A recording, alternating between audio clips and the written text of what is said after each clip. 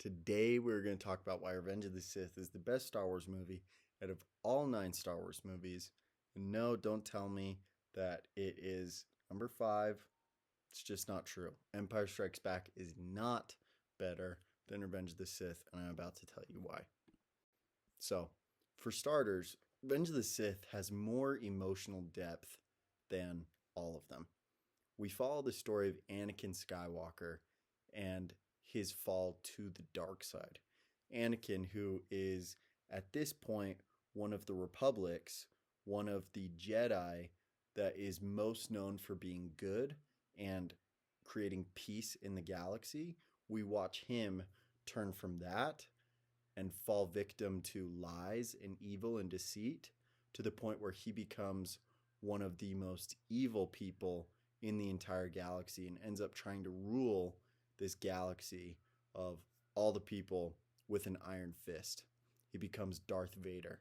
And so that emotional depth, we don't see that anywhere else in Star Wars. Nowhere else. And so that's the first reason why it is the best Star Wars movie. The next reason is the epic lightsaber duels. I mean, part of the reason why we're watching Star Wars is because it's cool.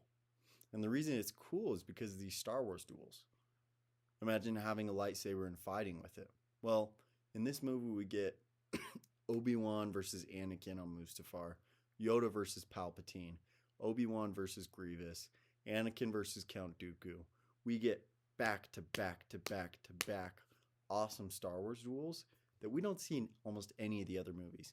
Even the new movies that Disney's come out with, the most recent 3, you'd think that their technology would have even gotten better and better to create cool lightsaber battles recently. No. The ones that they made in 2005 are way cooler, way more epic than all of those. Number 3 is the most epic lightsaber battles. Another interesting part is there's a lot of very nuanced political intrigue.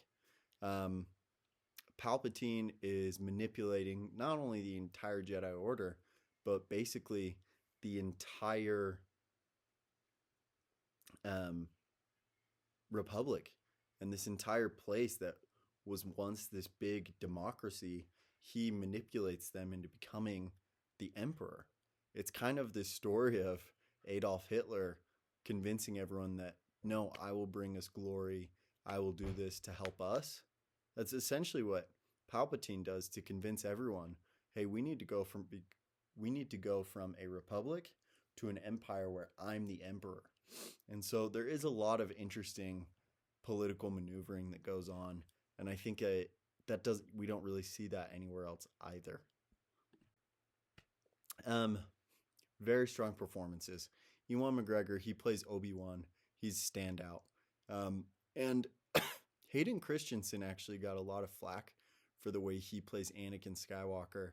But I read this article recently where they talked about how a behavioral scientist actually watched Revenge of the Sith, and they say that he plays Anakin Skywalker exactly how someone with multiple personality disorder would act.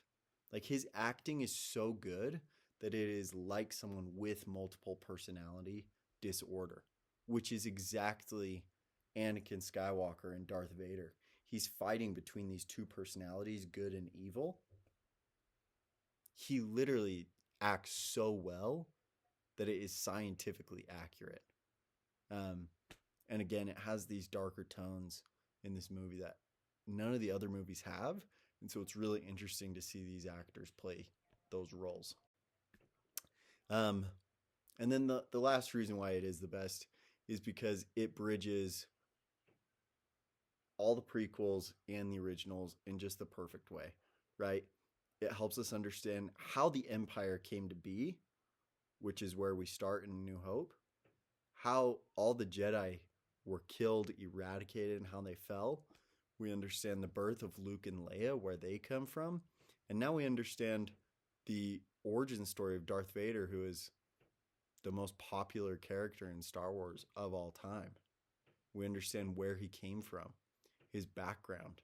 why he ended up being so troubled in the fifth and sixth movies that eventually allowed for him to bring balance to the Force and kill Emperor Palpatine in the end. So that's why the third Star Wars movie is the best Star Wars movie. Thanks.